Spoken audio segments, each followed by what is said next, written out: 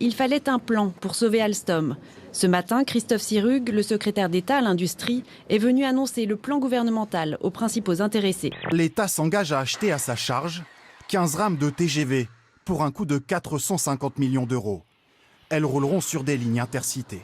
Il y a quelques mois de la présidentielle, on fait n'importe quoi. Alors tant mieux pour les gens de Belfort. Mais c'est vraiment une solution industrielle incroyable. On voit que le gouvernement est dans le bricolage électoral, voire électoraliste. Il a fallu à tout prix trouver une solution. Cette solution, elle est quand même bancale. Pourquoi investir dans des TGV pour desservir des lignes qui n'iront pas à plus de 200 km/h ? C'est comme si demain Airbus était en difficulté et qu'on demande à Hop, qui est la compagnie régionale d'Air France, d'acheter des Airbus 380 pour desservir Rodez, Lannion ou Agen.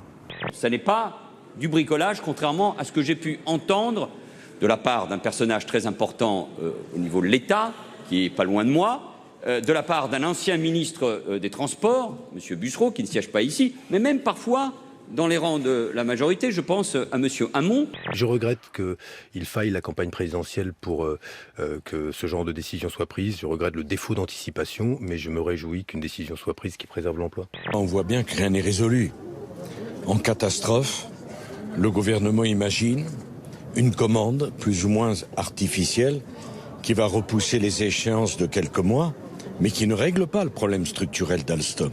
Vous devriez sur tous les bancs vous réjouir du maintien du site d'Alstom. Je trouve indécent. Si j'arrive à 3 millions, un petit peu plus, j'aurai des gens du centre, j'aurai des déçus du hollandisme, voilà, et je gagnerai. Quand on est de gauche, qu'on se proclame de gauche, il me semble assez naturel de ne pas aller signer un papier où on dit qu'on est de droite et du centre. Voilà. Où est la loyauté quand on appelle des électeurs de gauche à venir voter, à signer par jure un papier dans lequel ils s'engageraient à partager les valeurs de la droite et du centre, alors qu'en vérité, ils n'en partagent aucune. Sarkozy, c'est facile, on voit tout de suite ce qu'on aime et ce qu'on n'aime pas. Ce qu'on aime, c'est cette énergie. Et puis par ailleurs, il y a de l'autre côté l'excès, la superficialité, l'emballement, parfois un peu le simplisme sur certaines idées. Vous allez soutenir la candidature de Bruno Le Maire à la primaire des Républicains. Je suis convaincu, tu verras. Je suis prêt. Tu paries, je vais gagner la primaire. D'accord. Un coca ? Un coca.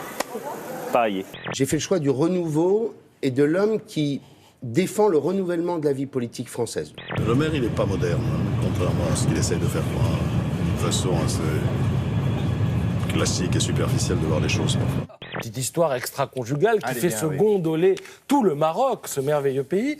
Figurez-vous que ce monsieur barbu et cette dame, qui n'était pas sa femme, de grandes figures... Elle l'est toujours pas. Oui, de grandes figures du salafisme local, grand honneur de leçons de morale, eh bien, se sont fait... J'allais dire péché ou pécho, je ne sais pas, chopé par la police du royaume dans une voiture en pleine séance de jambes en l'air. Kim Kardashian est à New York, rentrée hier de Paris après son agression. Les 5 hommes qui l'ont braquée avec des armes courtes toujours. À l'heure de l'agression, son garde du corps était avec une de ses sœurs. Les enquêteurs pensent donc que les braqueurs auraient pu être informés par quelqu'un de son entourage. Alors le monsieur salafiste a même tenté de corrompre les policiers. C'est ce qu'il leur a dit. Et qu'il leur fait savoir. J'ai pas assez d'argent sur moi. Pour lui, c'était évident qu'il allait accepter. Large de la Libye, plus de 6000 migrants qui tentaient de rejoindre l'Europe ont été secourus. 9 sont morts. Ils étaient sur de petites embarcations, souvent de simples canots pneumatiques. Il s'agit d'une des plus importantes opérations de sauvetage menées sur une seule journée.